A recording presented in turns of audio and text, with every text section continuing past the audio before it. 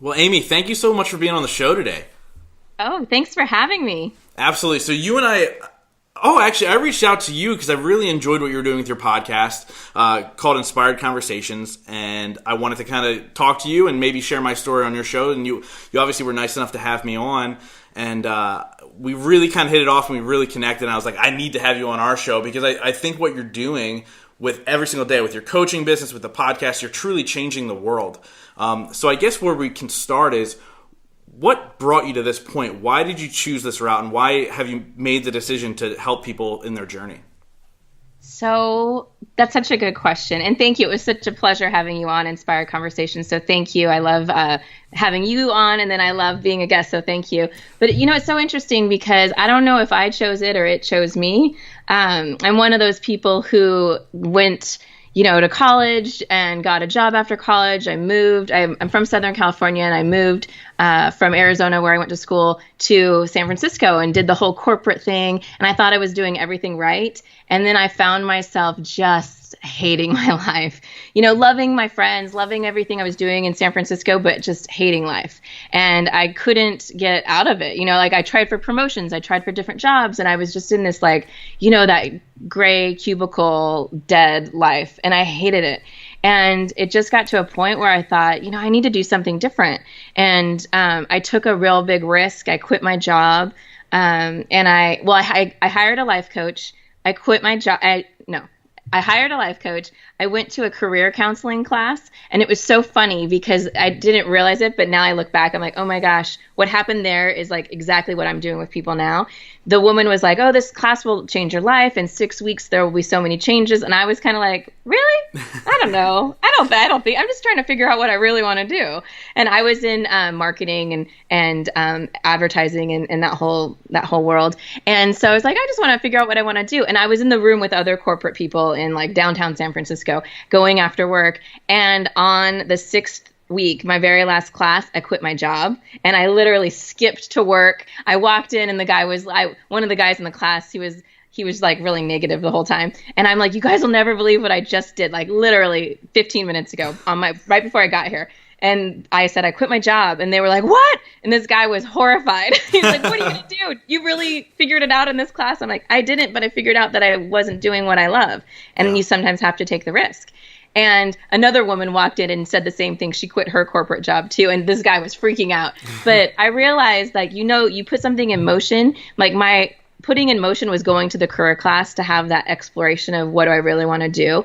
And all the things I did was be a teacher, be a nurse. And I'm like, wow, none of that resonates with me. None of those things that my personality, none of that resonates with me. Right. So at the end of the day, I just took a chance and I quit my job in San Francisco and I moved back to Southern California. And it was one of those moments when everybody said, what are you doing? What are you thinking? You don't have a plan. And I didn't. I really didn't have a plan. I just knew that I had a soft place to land. I had some savings. And then I doubted myself. And 6 months later, I went back into the corporate world. Wow. And it was right at the time of the bust, the financial bust. And I got a job, and the company was acquired by Lehman Brothers right after I got a job. So 8 months later, I got laid off. And I always say to myself, the universe just chewed me up and spit me out because it was an awful, awful job. It was a great position, but the staff was really terrible to me. And so I got laid off, and I thought, okay, this time I'm actually going to go after and look for my self-discovery and figure it out. And so that led me to an entrepreneur group that I attended, kind of a career thing, but a little bit different because it was start your own business. And I had never thought about that before, which is interesting because I come from a family of entrepreneurs, creatives, my grandfather, my father, entrepreneurs. So it's so weird that I went a totally different route and thought, go to school, get a job, do this whole career path. Sure. And so then I gave myself the space to sort of explore. And by joining that entrepreneurs group, it opened the whole world to me for coaching. And the woman running it asked me if I would run it in Orange County. And I said yes. And I was like, I don't even know what it means to do this. And she's like, it's okay. We'll figure it out together. And it changed my life. And it was one of those things I just trusted completely, even though I had no idea. And when I started facilitating the groups for the entrepreneurs, they were 4-week groups. And I did it for about 4.5 years. That's when I was like, oh, this is what I'm good at. I'm good at coaching. I'm good at listening. I'm good at holding space. I'm good at resources. I'm like, oh my gosh, all these things I was doing in my other job, I can apply it here, and it just looks like this. And no one had taught me you can translate skills or you can look for something else. And it seemed like everything was in a box. And it's so strange because I come from a family where everything's outside the box. So I don't know why I did that, but I did. And so I had to unpack myself and give myself permission to sort of go for it. I didn't realize I wanted to be an entrepreneur. I didn't realize I had all these ideas that I wanted to pursue and learn from. And I just knew when I was doing that I was not serving myself. And I was feeling so depleted and drained and just miserable. I couldn't find any goodness in my jobs, before. And now I see it all over and I see all the opportunities. And it's like I was just living in a box and I couldn't find the opportunity to give me the chance to have that discovery. And so I just took it out on myself to find it myself. Right. That's a really long answer. No, that was a great answer. And I think what I want to start with is, obviously you had a nice job in the corporate world. You felt safe, but you weren't happy. And let's just say that's probably the majority of the world. Yeah. And they're afraid to step away. What sets you apart, or what type of advice can you give somebody who's kind of on the fence to really have them step out of their comfort zone and really pursue their purpose? The best advice I could give is listen to yourself. For a long time, I knew something wasn't right with my job, and I tried a few different things.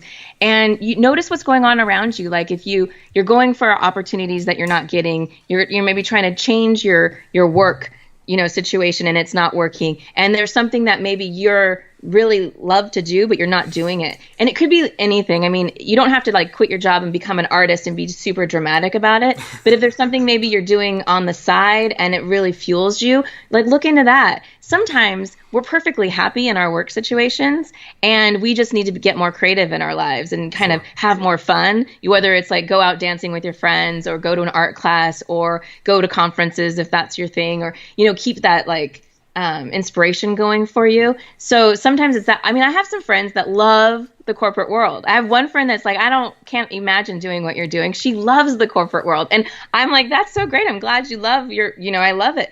And I think it's just keep asking questions of yourself, does this serve me? Am I happy? Can I find happiness in this job? Am I just being resistant to something? Because sometimes we stop ourselves from fear that we don't know. Sometimes maybe we want to be in management, but we're not willing to take the risk to ask for the job or interview for the job because we think we might fail, or we think we might suck, or we think we might, do all kinds of things that won't work out for us. So we just keep ourselves small.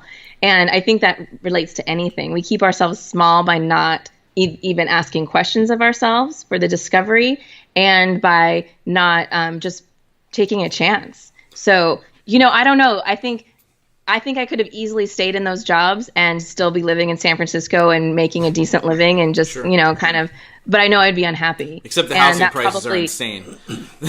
Oh, right. It's crazy. It's crazy up there. I had a conversation today, and I guess somebody lives in San Francisco area, and their house literally doubled in price within the last 2 years. So yeah. I can't even so.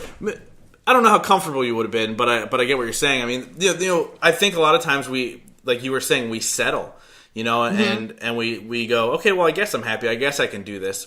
But then we can look back and go, well, what did I regret or what didn't I regret? So I think taking that chance is, at the end of the day, even if you go back to the corporate world, you took that chance and there's no regret with that, obviously. Yeah. And I think sometimes we settle because we're too scared to do anything else. Mm-hmm. And I was at the point where I was settling, and in between, I was there during the boom, and there was a lot of job losses right before everything boomed. And I was temping, and I was literally 1 foot out the door, and I was temping, and they were like, okay, you cannot be, a consultant anymore. You have to take this job. It's either now or you don't have this consulting job. And it was a totally great gig. I was so happy because I was like, ooh, I could figure my stuff out and consult. And then they did that, and I took the job, and I settled hard. And then that was the job I actually quit and left the San Francisco, but I was there for 5 years. Wow. So I got so uncomfortable. So if you feel like you're settling in any way, just like feel how uncomfortable you are. I mean, I got so uncomfortable, like I had to leave the building for lunch. I had to, get there as quick as I could and then leave as soon as possible. I mean, there was all these signs for me. I was so unhappy. And so you just have to ask yourself, like, how uncomfortable are you willing to be in your life? What are you willing to do about it? And what are you willing to do to make the change? And for some people, it might be small steps like, it might be like, oh, I'm inspired by podcasting. How can I do this in my spare time? And that might make you feel good about your day job. And then that might open up a journey for something else that you're not aware of in the moment. But whatever that is, just sort of explore it and do something. I wouldn't just say quit your job unless you have the means to support yourself, or, if you're going to be able to temp or consult or do something to make ends meet in the meantime. But, make a smart decision about that, but definitely listen to yourself about it, because you'll know how uncomfortable you are, and what you're willing to take with that. And I think I was no longer willing to be miserable because it was bad. Yeah. Justin asked what set you apart, and I think one thing that I noticed that, makes you who you are and where you're at is the translation of your skills. And I know you said you weren't happy in the corporate world, but I don't, if you're in the corporate world, or if you're working for a small business, or if you're in construction, whatever you do, you were able to identify those skills that you have and translate them because you weren't happy where you're at.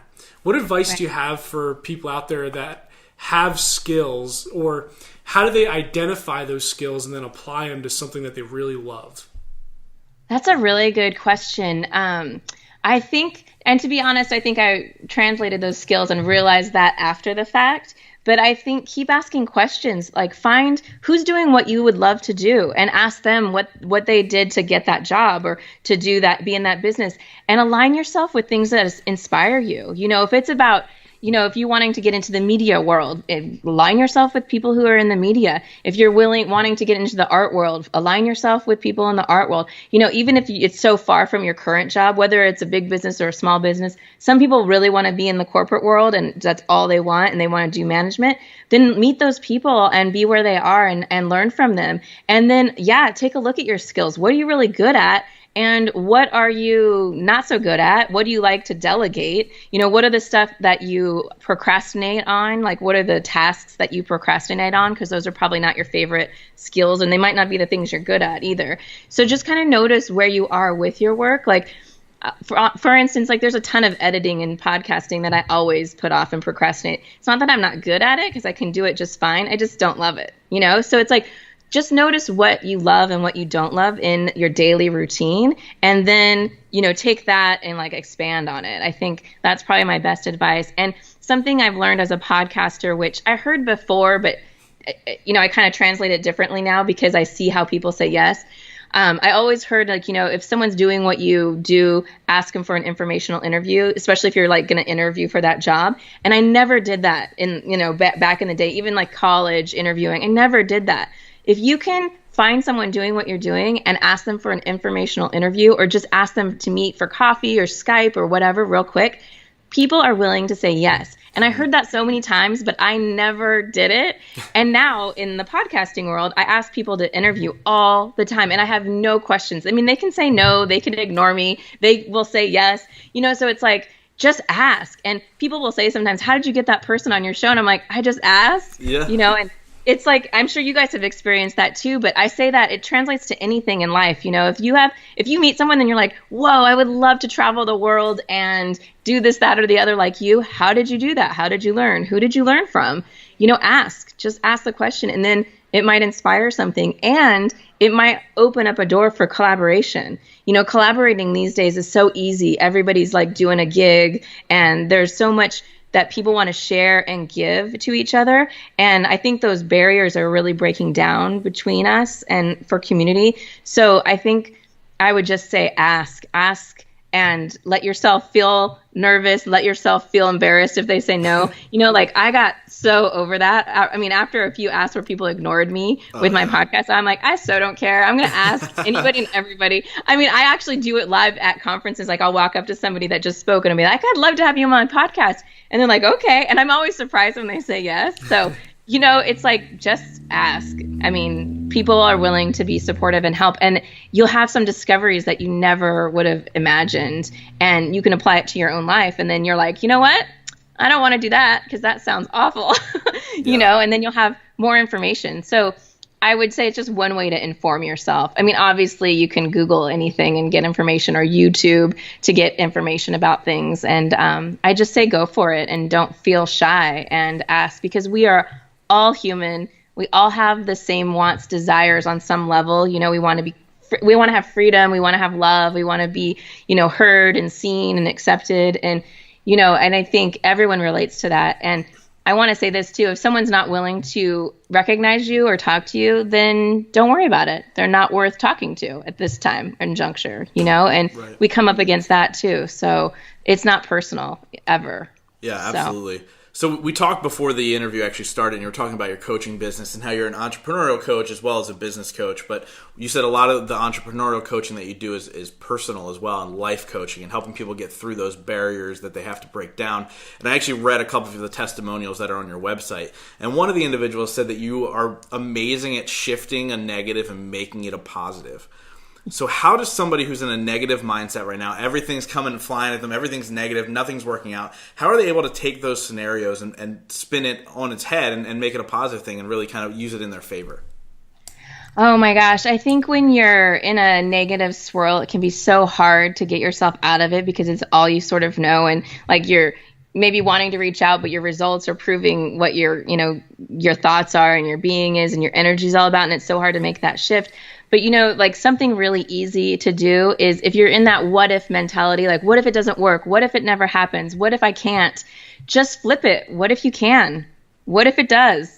What if it does work? What if it is possible? I mean, that is such an easy way. I mean, I do this myself. I've had some moments, recently, yesterday, today, this morning, where every it's like day. every day where I have a thought like, oh, you can't do that. And then it's like, no, what if I can? And it takes your posture. It makes your posture change, like what if I can't kind of feels like this, and then you're like, what if I can? It makes you sit up and take notice. And when you do that, the universe takes notice, other people take notice, and it just aligns you more with your purpose. So, I know how hard it can be to struggle. I'm a struggler too. Sometimes I can swirl in it and I can be super stubborn and resistant. So it's funny you asked that question because it totally hits home.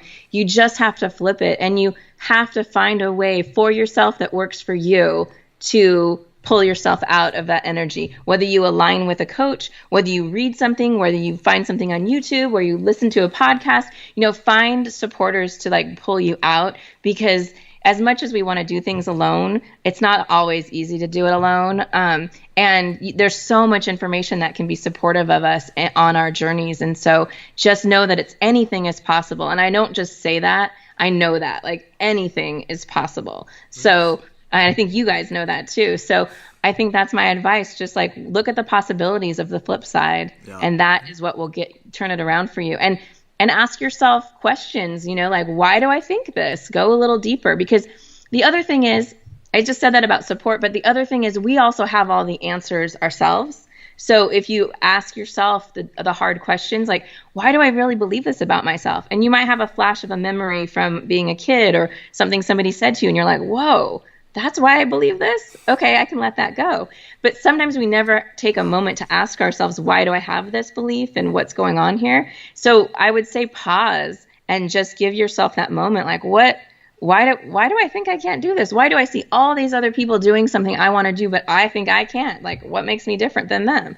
I mean, to be honest, nothing. The thing that makes you different is that you're not taking the step forward, or you're not asking the question, or you're not moving in the direction of whatever it is you want. And it could look like anything. It could look like writing the ideas down. It could look like making a phone call. I mean, it could be so simple, but it's just starting, and then it's just allowing yourself to have your own self-discovery. Because one thing I want to say about that personal development and self-discovery is not always easy. It's not all rah and light. Like, you have to go through your stuff and your darkness first. And sometimes it seems like it's never going to end. And that's when you're like, oh, forget it. But once you start that journey, you're on it. So it's like, here you go, and it's a brilliant journey to be on, but just know that it's not always easy. And, part of the reason I love life coaching and entrepreneurship at the same time is because they do go hand in hand. Because when you're an entrepreneur, you're taking a risk on yourself. You're taking a risk on your ideas, your personal interests, your passion, whatever it is. And you might have just thought, I just woke up with this idea. Why me? Like, who do I think I am to do this? And you're here for a reason, and only you can do and execute what you're doing. Even if it looks like all these other people doing it, only you can do it your unique way. And so go for it.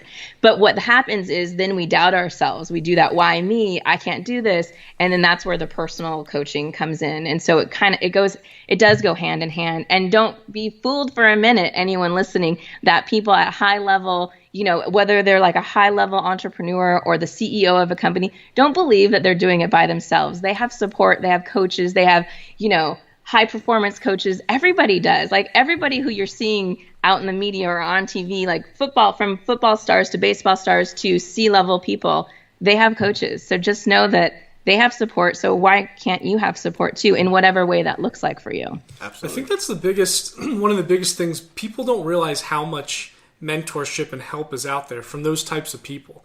I mean, like you said, they don't get to where they're at by not getting help from somewhere. When you look at like Bill Gates and Warren Buffett, both of those guys had mentors that helped them to get to where they're at.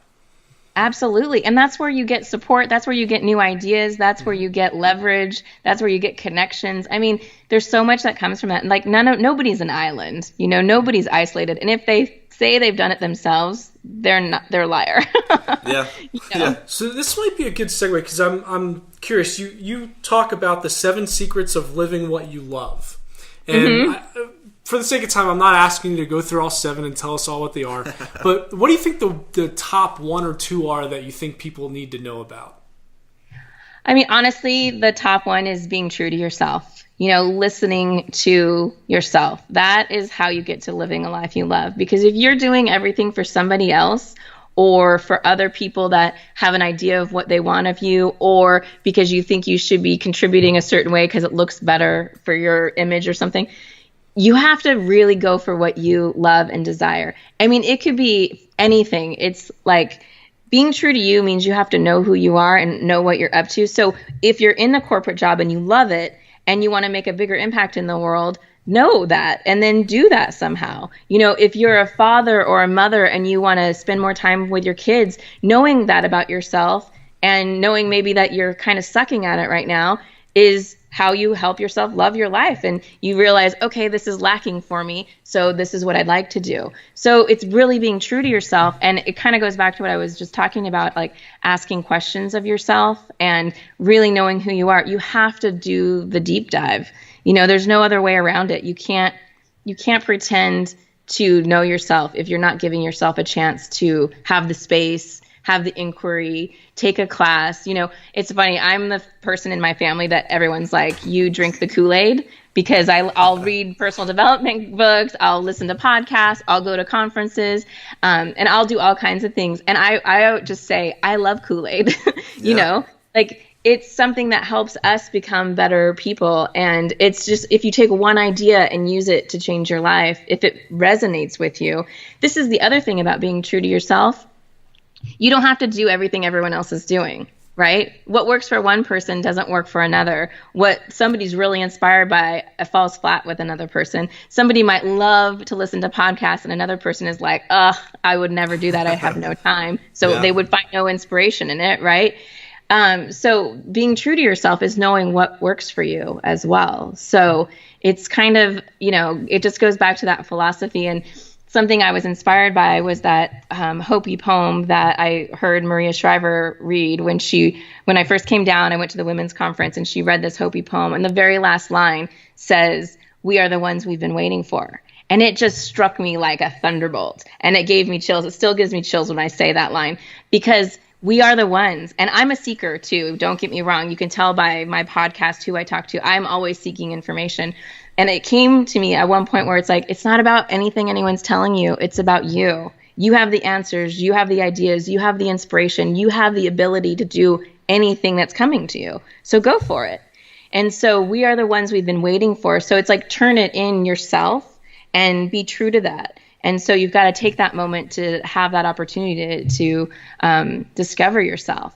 And the funny thing about that line of that poem, I used to read it at the end of every workshop when I was doing my entrepreneurship workshops.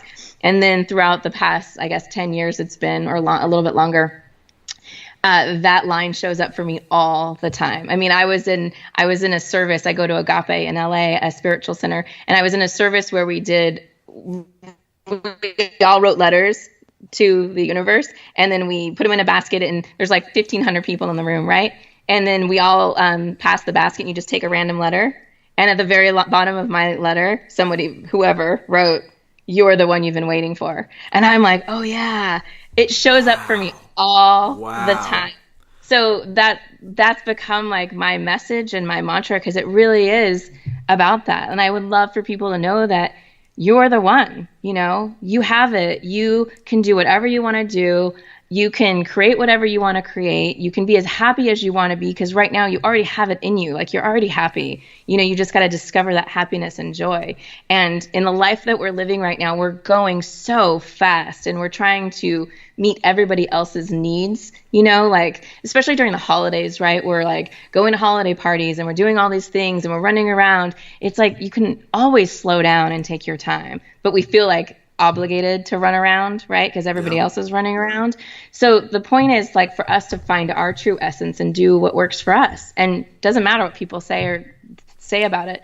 So, finding your truth, finding your essence, and going to the heart of you is really what's important. And so in that guide, that's really my main thing, and the most important thing. Yeah, that's amazing. And actually, one of the questions I've written down, which kind of you led perfectly into it. On your podcast, you talk a lot about spirituality and that connection with the universe and stuff like that. And a lot of your guests are, spiritual advisors and so on and so forth. What draws you to that? That's a really good question. I don't know. I am just really spirit, I think, draws me. Universal love draws me. I think it's just the knowing that the possibility and the potentials that we all have within us. I think I seek out that information because it just reminds me of the truth that already I know, and everything people say to me, which I find really interesting, and you guys might discover this as you start interviewing people, it's like the same thread of a theme goes through everything that people say to me, and partly it is that, like, you are the one, right? In some level, for me, as I interview people, it's like you've got the capacity to heal, to start a business, to be successful, to be creative, whatever it is, whether it's like health or spirituality or like entrepreneurship or online something, it's like it all comes back to us and just knowing that truth within us. So I don't know, my spirituality really started getting really like faster, and my growth in spirituality really happened when I took that risk and quit my job and moved back to Southern California. That's when I was led to Agape in a really like synchronistic way, and that started me just doing a deeper dive with myself and getting into meditation and that trust of ourselves, like trusting ourselves, and all the things that spirituality teaches you really leads to trusting yourself and trusting the universe and trusting that we're supported here on earth, no matter what. So you talked about finding things that kind of weave between all your episodes and the message, and we're actually currently writing a book, and as I was sitting down the other day writing, we have a chapter on love, and self-love is part of that. And as I was writing, I realized that probably 90% of our episodes we touched on self-love, and it just happened to flow within the conversation. And I think the crazy part is you're sitting here going, self, and that's what you're talking about. Like, it's you who's going to kind of control where you're going, and really that's self-love. You have to discover what you're meant to be and what you're meant to put out into the world, and so you're kind of literally intertwining with everybody else, which is amazing, and it's really, and I'm kind of on that same journey right now. I'm in the beginning stages of this whole spiritual journey myself, but I'm seeing more and more how everything's connected and everything happens for a reason, and it's just super, super crazy. And I didn't know if Zach had a question. No, I did. Not like I wanted to let you say that though. But that's really just that's kind of that's subject. We'll edit this out because you sounded so beautiful. But But honestly, like I said, I'm in the middle of this whole entire journey right now, and it's so true, and it's really funny how you're talking about self, and as you're saying, well, you might find something that weaves between, all your episodes, and that's really what it is. Like it's crazy. Yeah, that's a good point. Yeah, I'm so glad I'm on point with your messaging. You are. You're good. You're good. It's true. It's really honoring yourself is self-love, and we all so stray away from that. It's so easy to be reactive and not responsive. And I think when we're reactive, we're not loving ourselves on some level, because we're not pausing and letting our essence be there and honoring ourselves. And I think we've been growing up in a society that didn't honor that. It was sort of like, do this, that, and the other, and then you'll have success.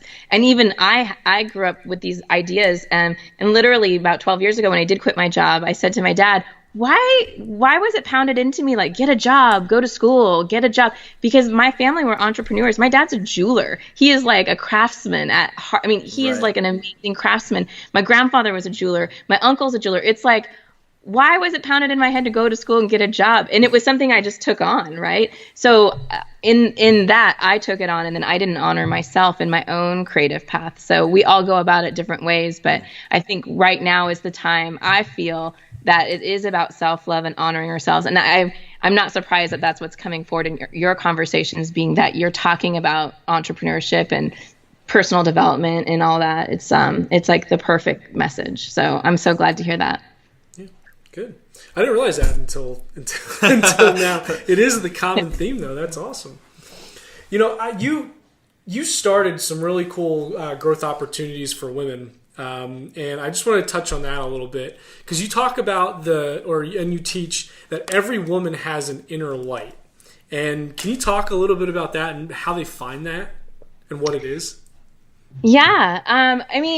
Your inner light is what we were just talking about, right? It's just your personal expression of who you are. And the reason I'm so compelled for women is because, we've really grown up. I've grown up, I'll speak for myself, in this age of a lot of masculine energy and us doing things in a linear way, in a masculine way. And that doesn't always feel good to women. And the entrepreneurship group I was working with when I first, started doing coaching was a women's entrepreneur group. And there's just this style of women that's different. Women don't just make a decision like, I'm going to do this, boom, and then we go and run out and do it like men might do, right? Women need to talk about it and nurture it and ask their friends, and then they take that feedback and then they use it, and then they tweak things. And we just need to be a little bit different and softer with the way we are. And so, honoring that about women. And it was really interesting in that group. I recognized I wasn't the only one that was uncomfortable. And it's nothing against men at all. It's just we're different, right?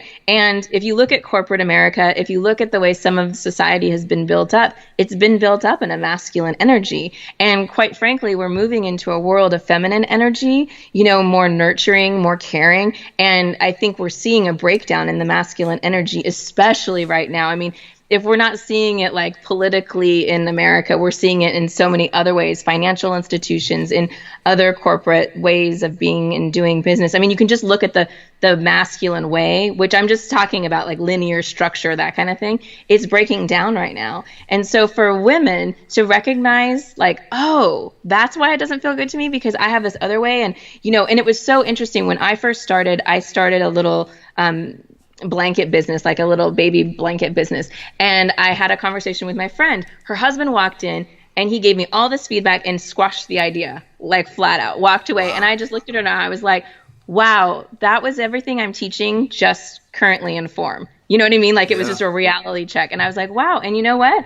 I'm not going to be bothered by that. I'm going to move forward and not take his feedback because I just knew better, right?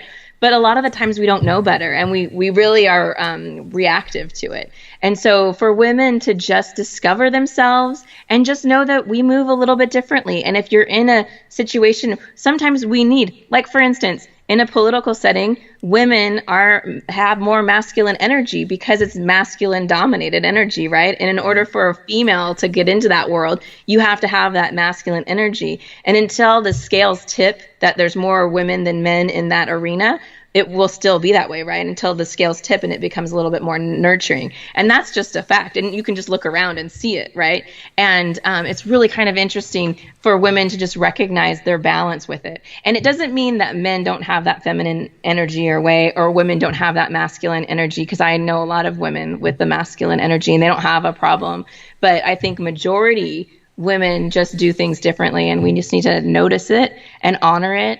And the light within us is really your voice, right? Your heart, your voice, and your way, your essence, to honor that essence. And that's something we've come really far away from in our society. Women nurturing women, the community, women can be really mean to women. And one of the meanest managers I had, who just busted me on so many levels and was just like a hater, was a woman, and it's like women, and that's what's shifting right now. Women need to rise together, and it's not anything against men. It's just we need to, carry one another and not be such, bitches to each other. We need to honor one another, and it's a real thing, and so that's shifting. And so honoring who we are inside and just knowing it's not such a competition.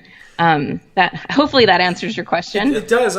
You actually dived into a lot of other questions I had that I wanted to ask now, so it's good. Excuse me. He's dying over here. Get it out. So you talk about the shift of where it's going, right? It's masculine, and you're starting to see a little bit of that move to femininity, no matter where you are, whether you're in a small business or corporate.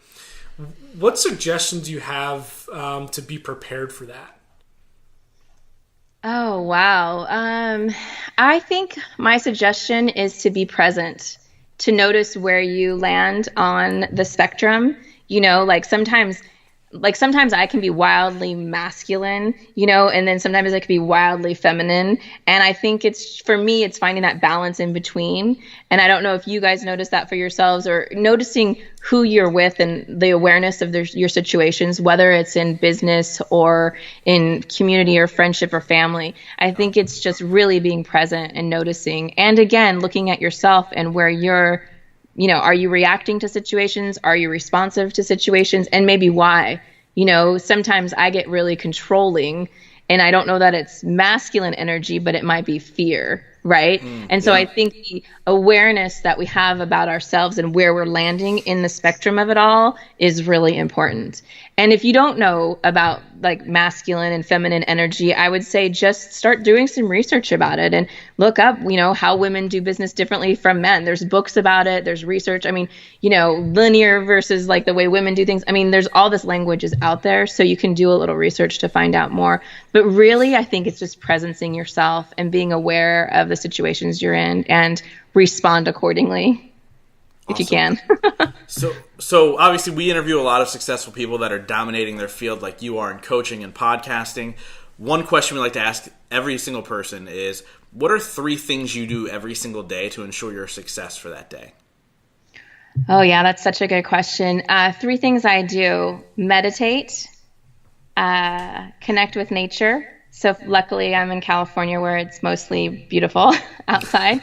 So I can always go for a walk or just, go out and breathe fresh air. And also I give myself space. So one of the things I do is I allow myself, my cup of tea in the morning, or I allow myself to go to a meditation class in the afternoon or a yoga class. I have a lot of other strategies that I could say or share about being focused and on point. But in order for me to be focused, I need to meditate. When I don't meditate, I'm all out of whack. And for me, meditation is, giving myself some time. I'm not formal, or it can be sitting outside with my cup of tea and then I do a meditation along with it.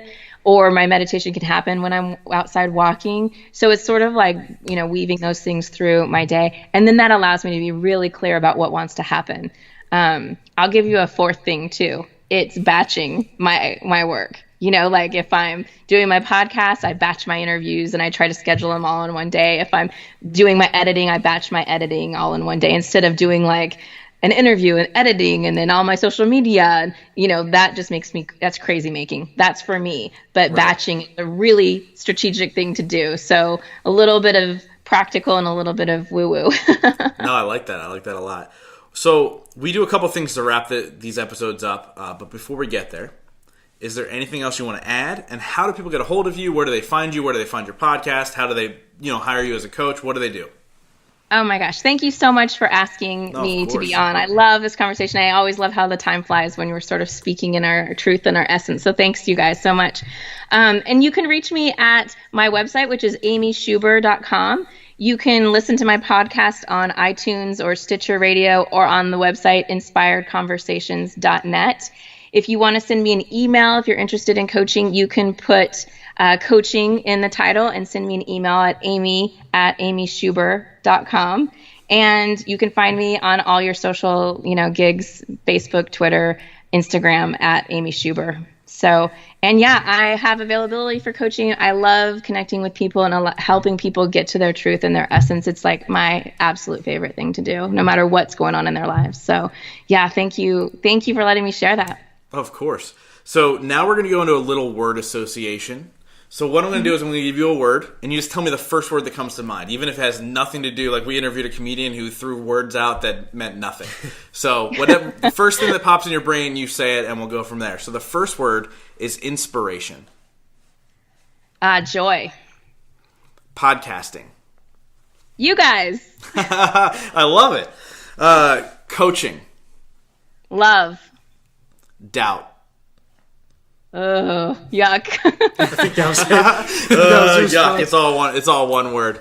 Awesome. So we also do a thing where we do 5 rapid fire questions. That's how we wrap all of these things up. Some are fun, some are serious, but we ask you this. Answer within one word or at the most one sentence. Are you ready? I'm ready. All right. The first one is, what's the best advice you've ever received? Oh, be yourself. What is the most embarrassing song on your phone? Oh my gosh, that's a really good one. I think I have a chant that nobody would understand because it's in Chinese, and I don't know if it's embarrassing, but no one would get it. They'd be like, "What are you doing here?" I like that. Can you sing it for it? No, yeah, why don't you sing that for our audience? Name a person, living or dead, that you'd want to have dinner with. And why? Oh my gosh, that's a good question. Audrey Hepburn, because I just love who she is. I'd love to talk to her because I feel like she was super private. Awesome. I'd love to know more about her. Cool. At the end of your life, if you could be remembered for just one sentence, what would it be?